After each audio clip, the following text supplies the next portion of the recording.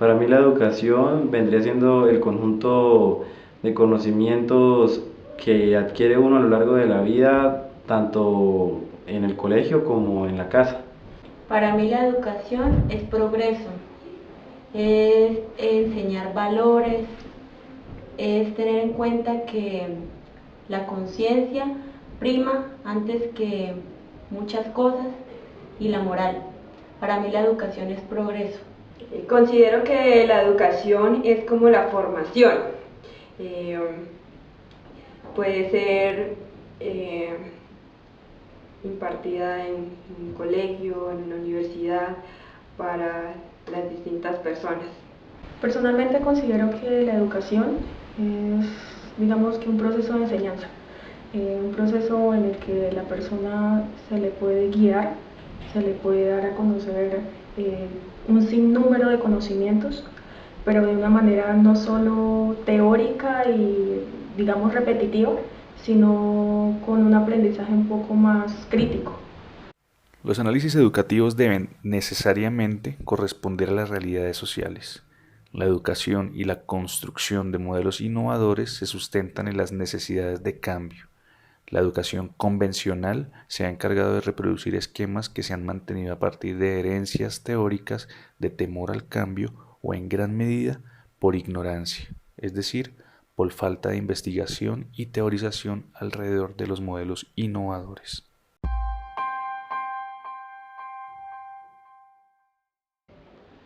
Para mí la pedagogía es la forma como uno puede enseñar, y para eso necesitaría saber pues las formas como las demás personas aprenden para poder enseñar. Para mí la pedagogía es tener técnicas, saber enseñar. Para mí un pedagogo es una persona que sabe acercarse al estudiante y no solo enseña su materia, sino también enseña valores.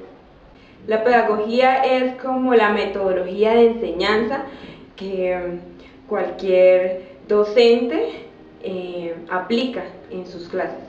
Bueno, la pedagogía, digamos, sería como el proceso, el método que utiliza determinada persona X para enseñarle a una persona Y.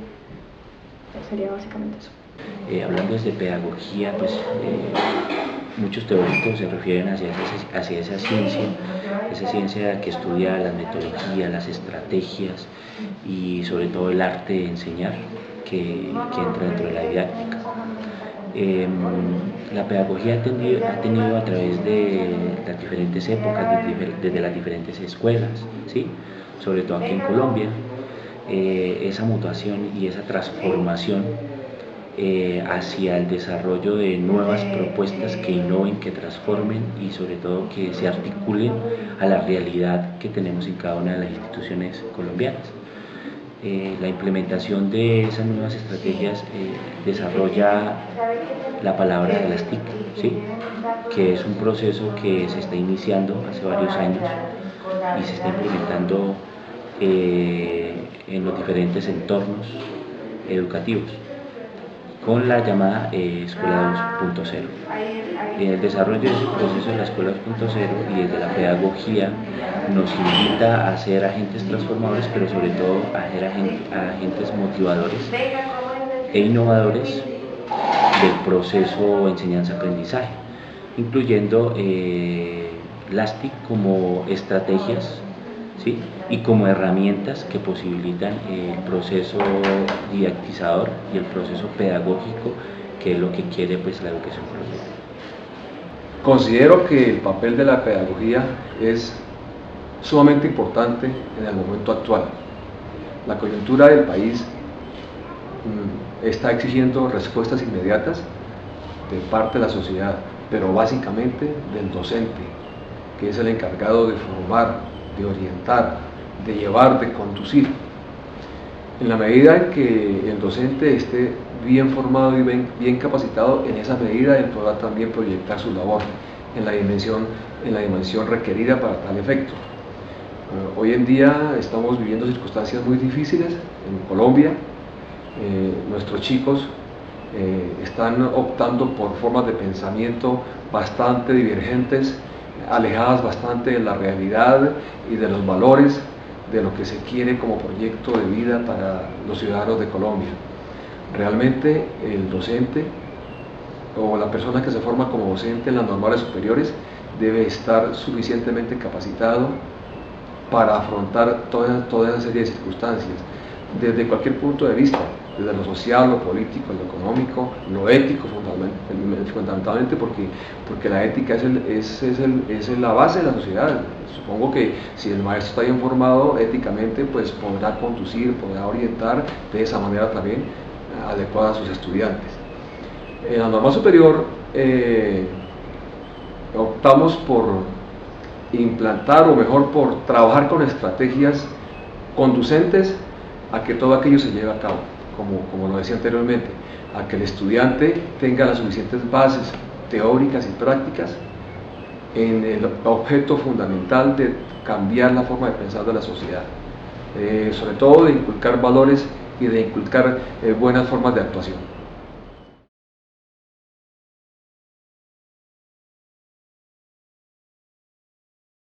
Busca propiciar espacios de formación apoyándose en las TIC, ¿sí? Para instaurar una nueva forma de enseñar y aprender. Se refiere a todo ese desarrollo de programas de formación que tienen como escenario de enseñanza-aprendizaje el ciberespacio. En esta modalidad virtual, los aprendices tienen la oportunidad de acceder a una educación de alta calidad, sin importar el lugar ni el tiempo, ¿sí?, en el que se encuentren. Para garantizar esta educación de alta calidad se requiere de la articulación coherente y armónica de un modelo con sentido pedagógico de los procesos por encima de los instrumentos, de los medios que facilite las experiencias académicas de los estudiantes. De allí que un buen modelo pedagógico, ¿sí?, supera cualquier tecnología, por muy deficiente que sea ella. Pero en cambio, una tecnología por muy de alta calidad jamás podrá superar o ponerse por encima de una baja calidad educativa. Permite incluso esta modalidad virtual incluir sectores sociales antes marginados, ¿sí?, rompiendo barreras del espacio y del tiempo, como te estaba comentando ahora. Esta modalidad se da con el apoyo de las tecnologías de la información, ¿sí? Es lo que llamamos la revolución tecnológica, ¿sí? Así como la presencia de las TIC ha influenciado en casi todos los aspectos de la vida cotidiana, han traído transformaciones en la práctica educativa. Implica una nueva visión de las exigencias del entorno económico, social y político, así como de las relaciones pedagógicas con las TIC. No es una forma simple de enviar informes a lugares distantes, ¿sí? Es toda una perspectiva pedagógica, por eso es una educación de alta calidad, como te lo estaba anunciando, ¿cierto?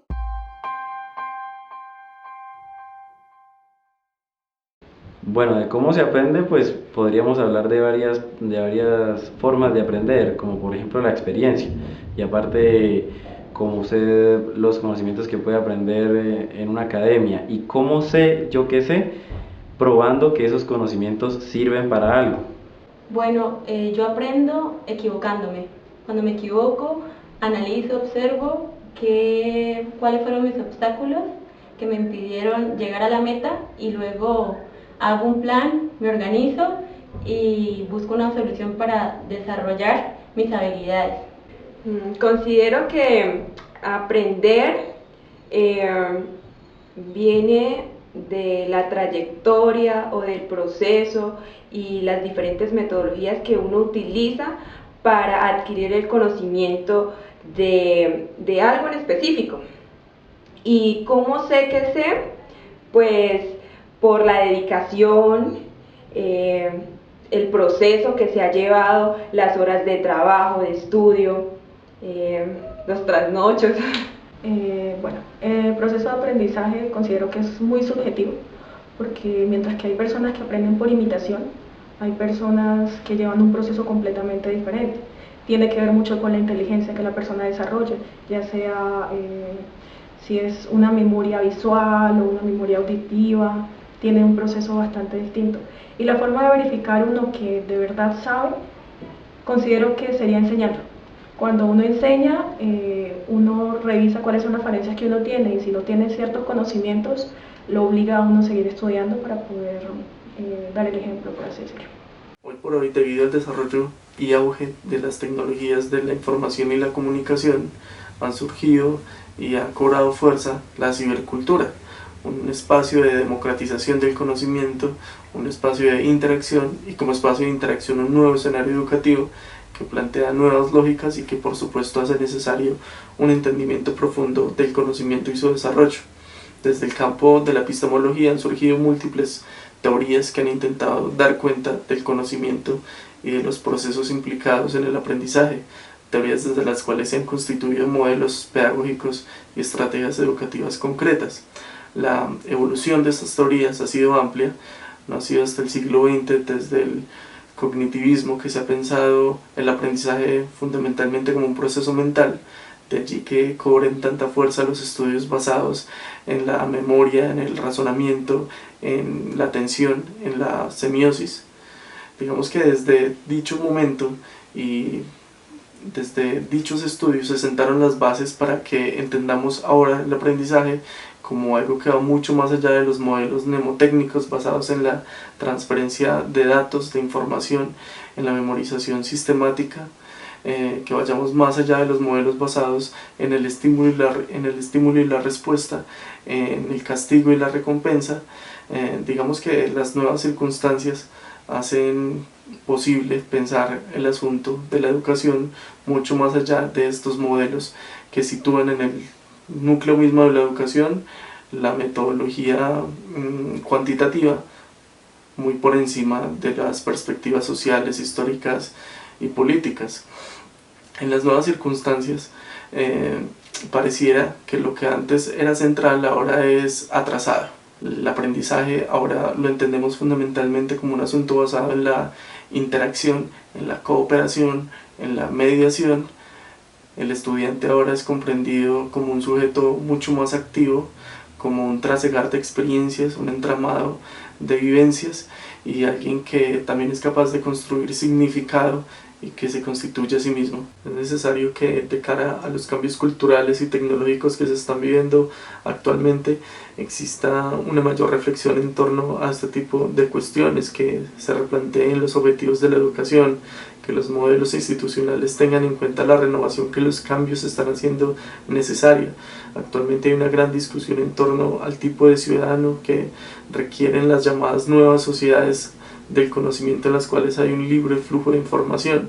Esto por supuesto también conlleva a pensar el papel de mediador que tiene el docente en un contexto en el cual el saber ya no es algo sobre lo cual él tiene completa potestad.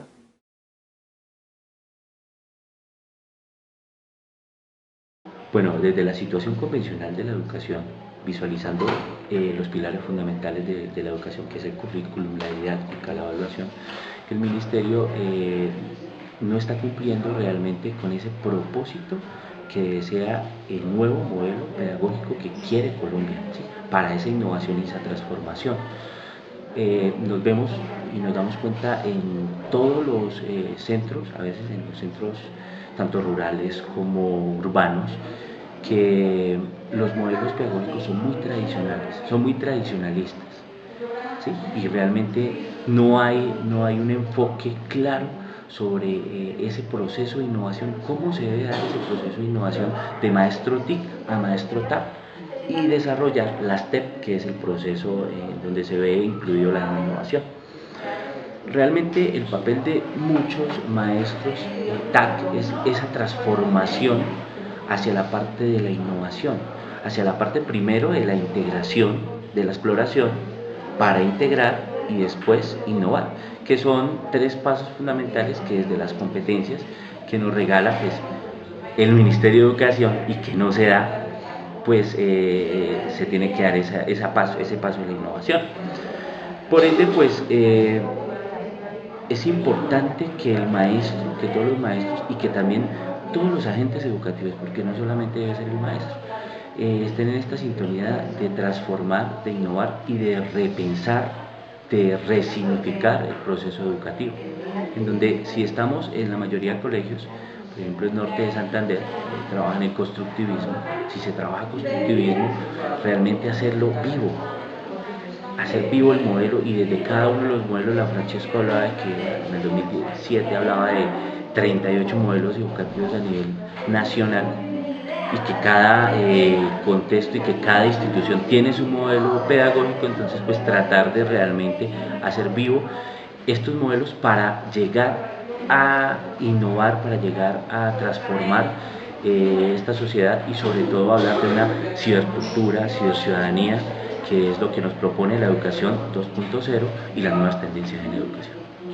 Para continuar con el desarrollo de la charla y así de alguna forma desarrollar completamente la intención de la misma y cumplir con el objetivo, que es hablar sobre la dimensión pedagógica en la educación virtual, hay que detenernos de momento y analizar cuál es la población en escolaridad que tenemos en este momento, cuáles son las particularidades o las características de los niños de primaria y de los jóvenes de secundaria, a qué clase de estímulos están respondiendo, por qué se dice que son visuales y auditivos, y en esa medida qué podemos hacer frente a esto y generar procesos de aprendizaje óptimos, aprendizajes significativos, ¿sí? ¿Por qué tenemos una población que de alguna manera prefiere dejar de ir a un espacio de aprendizaje y en cambio sí irse para otro lado y responder a estímulos que despiertan quizás su sexualidad o la intención de vivir una vida frenéticamente? ¿Sí? En esa medida y a partir de ese análisis es fundamental que empecemos a pensarnos qué enseñamos o qué tenemos que enseñar, desde qué perspectiva tenemos que hacerlo, a quiénes es que estamos dirigiendo o facilitando, orientando ese aprendizaje, para qué estamos haciendo esto, cómo, cuándo, dónde, de qué manera y en qué momento en específico es que tenemos que empezar a evaluar también estos aprendizajes. Bueno, básicamente pues la idea que nos han metido nuestros padres y toda esta nuestra región y pues nuestra cultura nos dice que debemos ir al colegio para formarnos. Pues dicen que para formarnos, pero en realidad uno en el colegio no se forma mucho que digamos. Pues realmente nos inculcan normas y nos dicen qué tenemos que hacer y todo eso, pero realmente pues cuando uno es estudiante e intenta ir al colegio, hay que madrugar, hay que cumplir requisitos, hay que llegar a la hora porque si no lo sacan y uno por fuera del salón y se siente uno como discriminado. Pero realmente pues lo que le inculcan a uno es ir al colegio para aprender. Mi propósito principal de asistir al colegio es estudiar, es prepararme para la vida y además complemento mi educación adquiriendo valores para ser una persona de bien, porque definitivamente el que no aprende y no se educa fracasa en la vida.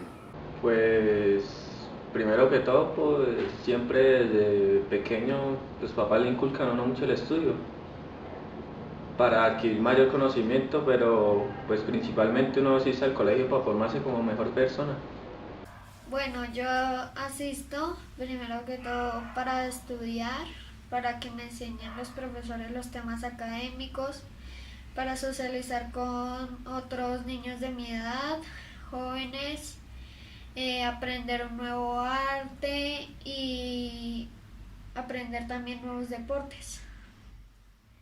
Para aprender cada día más y seguir las metas que uno se cumpla en la vida. En el colegio se aprende de muchísimas maneras y no solo es lo que el profesor nos enseña, no solo es esa cátedra que nos da y toda esa cháchara que nosotros escuchamos, sino también se aprende a partir de las experiencias con nuestros compañeros, a partir de esos errores que uno comete, pues esos errores que a veces nos cuesta algo o a veces hay que pedir perdón por esos errores, pero a partir de esos errores uno también aprende a partir de nuestros mayores, de los pequeños, como lo decía, de todas esas experiencias que en el ámbito y en el día a día uno pues va cumpliendo en nuestra jornada educativa o en el colegio. Nosotros aprendemos principalmente en el colegio mediante el tutor, el cual realiza videoconferencias en la cual podemos debatir ciertos temas junto con nuestros compañeros. En estos tipos de debates nosotros podemos conocer el punto de vista del otro y aprender a respetar a los demás. Además, el mismo colegio nos da las pautas o herramientas para expandir nuestros conocimientos según los temas que estemos viendo. Pues en el colegio en el que estamos, un colegio pedagógico, entonces pues gracias a eso los métodos que utilizan para enseñarnos son muy buenos y pues es más fácil aprender así. Bueno, yo aprendo en el colegio mediante los temas académicos que me dan mis profesores y pues también lo que mis compañeros exponen, hablan y hacen durante las clases. Pues tener claramente el conocimiento de uno mismo y pues siempre estar ahí presente cuando explican algo y pues, con eso uno entiende el aprendizaje.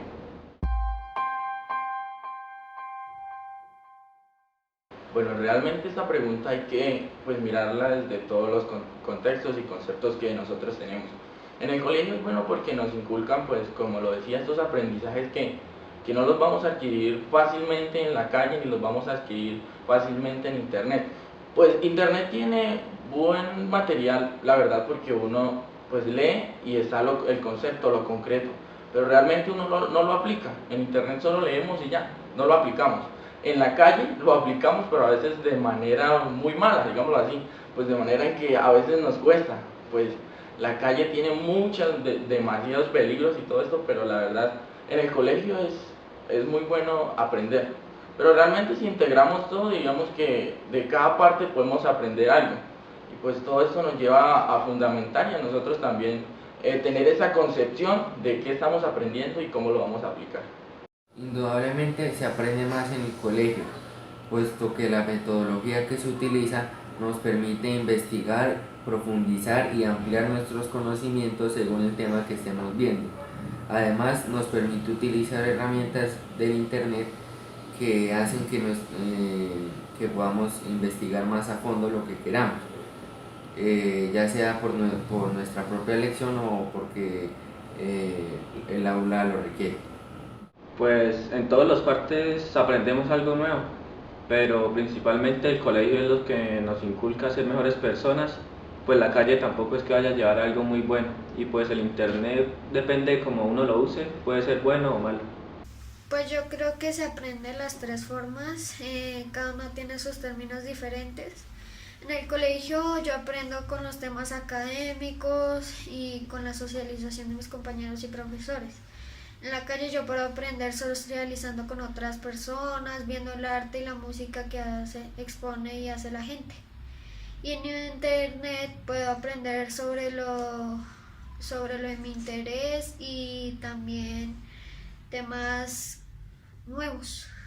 Pues es mejor en un colegio porque pues uno aprende muchas cosas y también por lo que aprende de los compañeros o los amigos. ¿Y internet? Pues también, pero no es lo mismo que estar en el colegio. Desde la Ley 30 encontramos unos fines de la educación claramente establecidos, entre los cuales está el pleno desarrollo de la personalidad, la formación en el respeto a los derechos humanos y para la paz, la formación en torno a la generación y adquisición de conocimientos científicos y humanísticos, la formación para el trabajo, la formación para la conservación de la salud, la formación para la participación ciudadana y el respeto a la autoridad, para el estudio crítico de la cultura nacional con todo lo que su diversidad converge, y la formación para crear e investigar. Partiendo de los propósitos que nos da la Ley General de Educación, desde un modelo de educación virtual podemos innovar en la formación en torno a la utilización de artefactos digitales propios del contexto y de la cotidianidad de los estudiantes, tales como la tablet, el Xbox, la computadora, el televisor smart, entre otros elementos que son utilizados para la construcción de conocimiento y no como herramientas aisladas del proceso educativo formal, es decir, el que se da en la escuela. ¿Y cómo se logra esto? Bueno, aparte de que la guía y la ruta de aprendizaje están alojadas en la red, en una plataforma previamente diseñada, la mediación pedagógica que hacemos los maestros apunta hacia al desarrollo y la formación de competencias que posibiliten el uso correcto de estos artefactos respecto al tiempo, al modo de empleo, al lenguaje y a la proyección de los mismos. Otra innovación que se puede hacer desde una modalidad virtual es la formación en la toma de decisiones y la autoconstrucción por medio del desarrollo de la autonomía. La autonomía en tiempos, en espacio, en horarios, en selección y búsqueda de información y de herramientas digitales propias de la web 2.0 con las que se estudia y que a su vez vienen dotadas de una serie de elementos de instrucción al usuario y de autoaprendizaje. En la educación virtual se da un fenómeno que no suele estar presente en otro tipo de entornos de aprendizaje. Digamos que aquí subyace una concepción bastante particular de docente, de estudiante, de la relación que existe entre ambos. Aunque se piensa que actualmente el enfoque conductista tiene poco peso a nivel educativo, muchas instituciones de muchos niveles siguen trabajando en función de la recompensa y el castigo y se sigue trabajando para controlar y moldear el comportamiento humano. Digamos que la modalidad virtual se distancia de este tipo de tendencias. En principio desplaza a un segundo nivel la figura del docente, quien se vuelve un guía, un orientador, un mediador entre el estudiante y el conocimiento. Frente a él no es alguien mejor, alguien que tiene un conocimiento que él no es una autoridad incuestionable. En ese sentido se trata de una relación mucho más dialógica. La modalidad virtual, consciente de la importancia de los aportes del constructivismo, sitúa al estudiante en el centro del fenómeno. Él es el responsable del proceso, él es el primer encargado de construirse a sí mismo como proyecto, haciendo uso de la autonomía, la autorregulación, el autoconocimiento, administrando conscientemente las herramientas didácticas disponibles, administrando responsablemente su tiempo, desarrollando individualmente sus dimensiones éticas, sociales, incluso físicas. En ese sentido, la educación virtual supone desde luego una pedagogía de la autonomía, de la responsabilidad y de las libertades.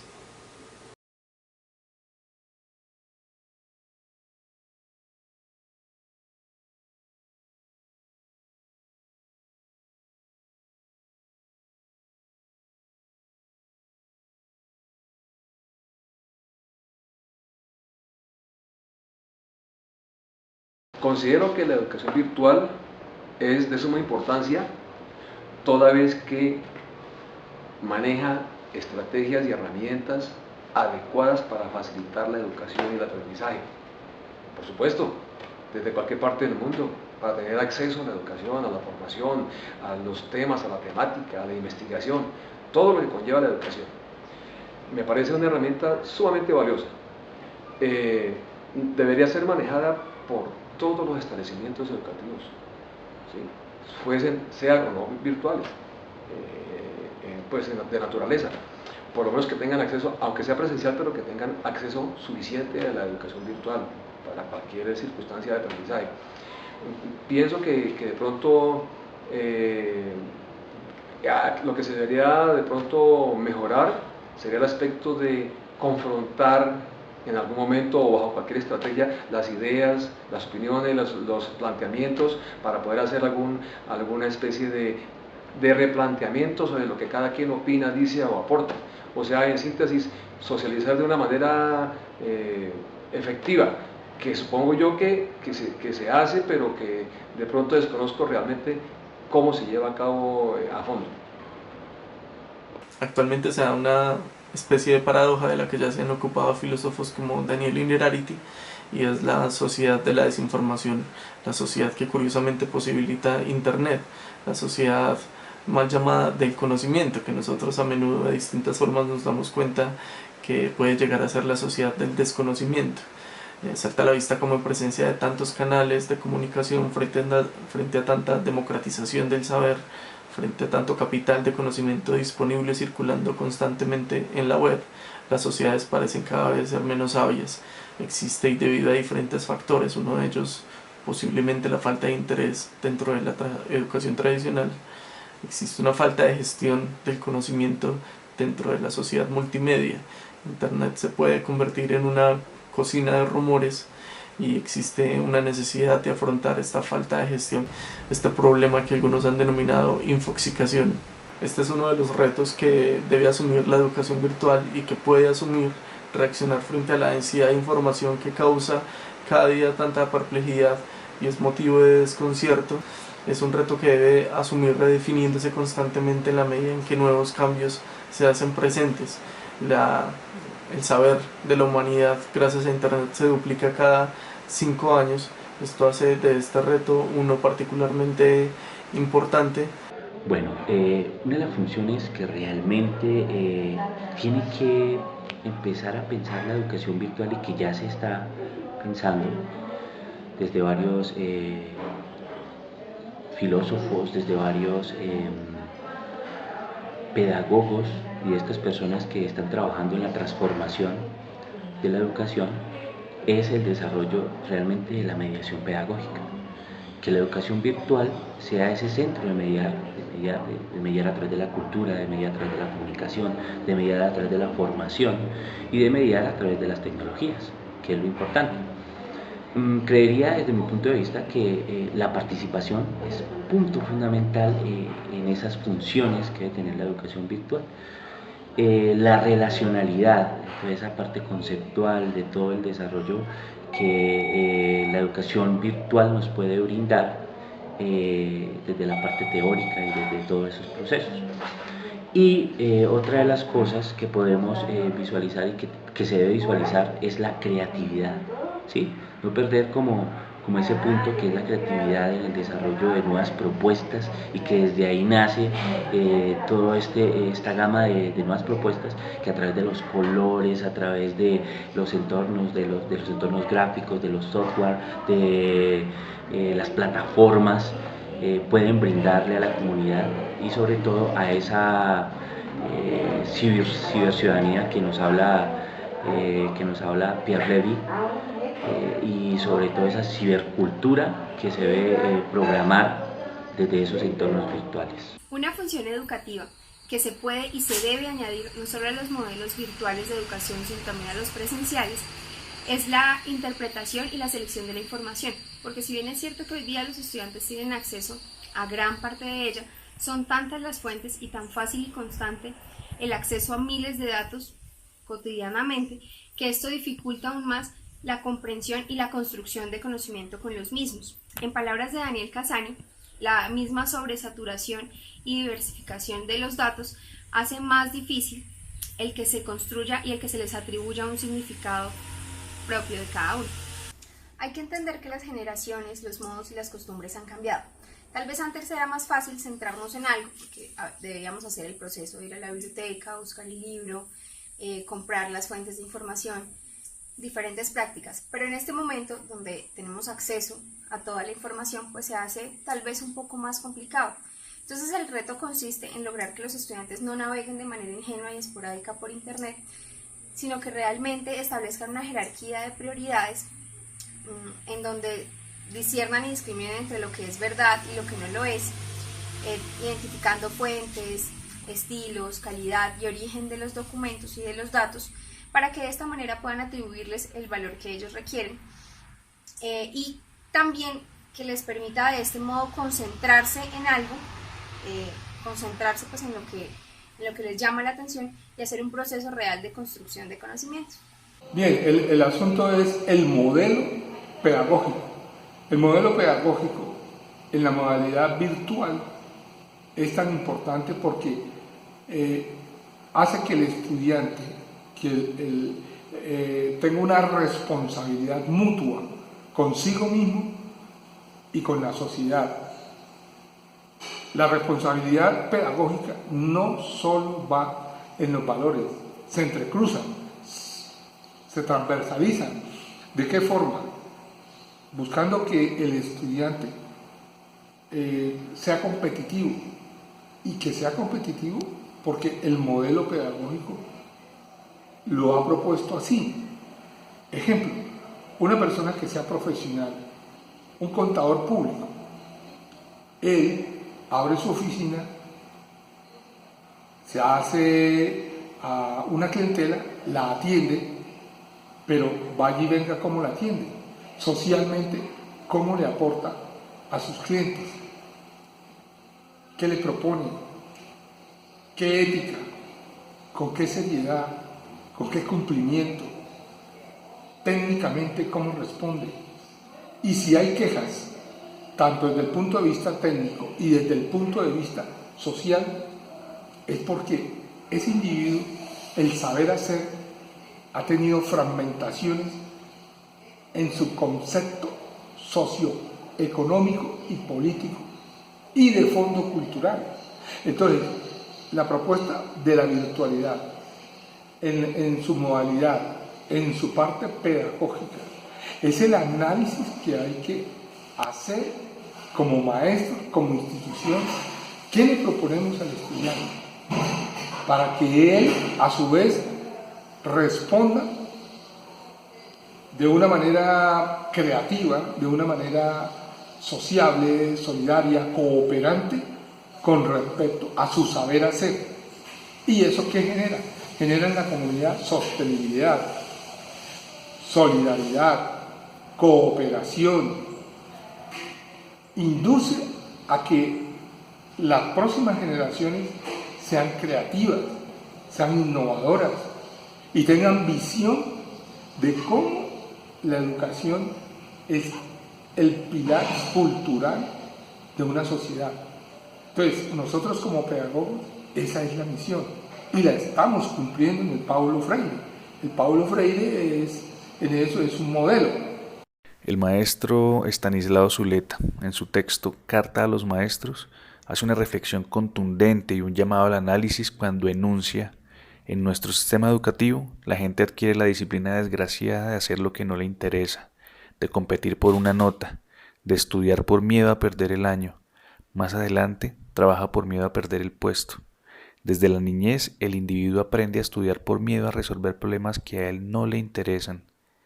Esta pedagogía de la virtualidad, con sus preguntas y propuestas, recupera la mirada sobre lo educativo como centro del debate y la práctica en el mare magnum tecnológico de hoy. De aquí que preguntar por las constantes educativas dentro de esta variabilidad tecnológica no sea una pérdida de tiempo. La auténtica pérdida de tiempo sería apostar por las tecnologías sin antes cuestionar y responder a preguntas tan básicas como necesarias sobre para qué, cómo, con qué, cuándo, dónde, con quién o cómo evaluar cuando aprendemos en un entorno educativo en red. Yo creo que en este momento ya es fundamental analizar muy bien la situación y decir claramente que no es un problema o un inconveniente, o que no se trata del artefacto, digamos, no se trata del asadón, no se trata de la piedra, no se trata del machete, no se trata de la herramienta en términos generales. Aquí lo que se trata es de construir los componentes simbólicos que de alguna manera representen claramente las oportunidades de aprendizaje en entornos reticularmente enriquecidos, si se quiere. Y es muy interesante de alguna manera ser testigos de lo que está ocurriendo. Como tal, la construcción del sentido pedagógico en los entornos virtuales de aprendizaje apenas está empezando. Y aunque buena parte de los procesos educativos, formales y no formales, estén implementando en gran medida o en menor medida procesos con uso de lo que puede entenderse como la web 2.0, la verdad las experiencias de aprendizaje, la pedagogía ha empezado a entender que la internet en la educación no implica únicamente el cambio de un material educativo.